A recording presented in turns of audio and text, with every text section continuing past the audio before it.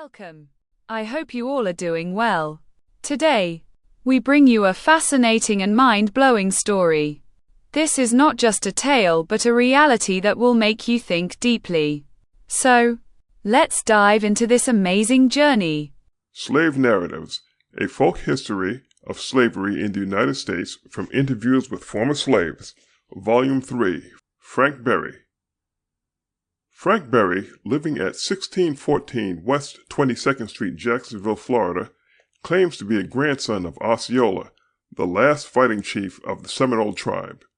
Born in 1858 of a mother who was part of the human chattel belonging to one of the Hearnses of Alachua County in Florida, he served variously during his life as a state and federal government contractor, United States Marshal, and registration inspector.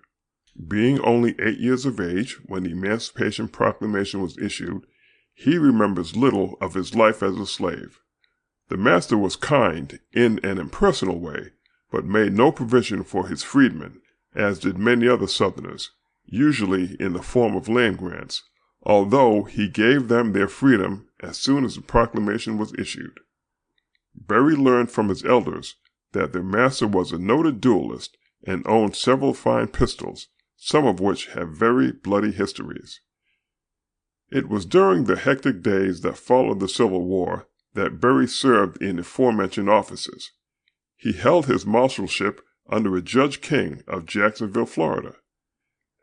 As state and federal government contractor, he built many public structures, a few of which are still in use, among them the jetties at Mayport, Florida, which he helped to build, and a jail at High Springs, Florida. It was during the war between the Indians and the settlers that Berry's grandmother, serving as a nurse at Tampa Bay, was captured by the Indians and carried away to become the squaw of their chief. She was later recaptured by her owners. This was a common procedure, according to Berry's statements. Indians often captured slaves, particularly the women, or aided in their escape and almost always intermarried with them. The red men were credited with inciting many uprisings and wholesale escapes among the slaves. Country frolics, dances, were quite often attended by Indians, whose main reason for going was to obtain whiskey, for which they had a very strong fondness.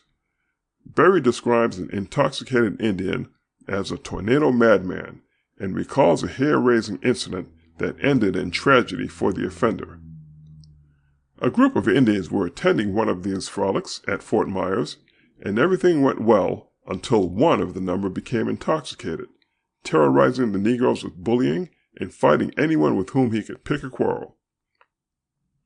Big Charlie, an uncle of the narrator, was present, and when the red man challenged him to a fight, made quick end of him by breaking his neck at one blow. For 2 years he was hounded by revengeful Indians, who had an uncanny way of ferreting out his whereabouts no matter where he went. Often he sighted them while working in the fields and would be forced to flee to some other place. This continued with many hairbreadth escapes until he was forced to move several states away.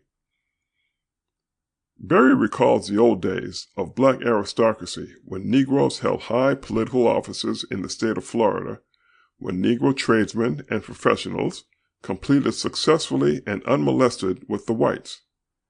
Many fortunes were made by men who are now a little more than beggars. To this group belongs the man who, in spite of reduced circumstances, manages still to make one think of top hats and state affairs. Although small of stature and disabled by rheumatism, he has the fiery dignity and straight back that we associate with men who have ruled others.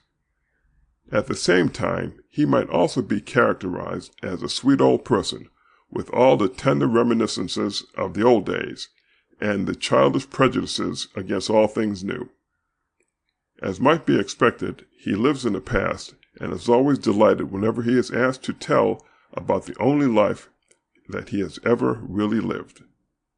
Together with his aged wife, he lives with his children, and is known to local relief agencies who supplement the very small income he now derives from what is left of what was at one time a considerable fortune.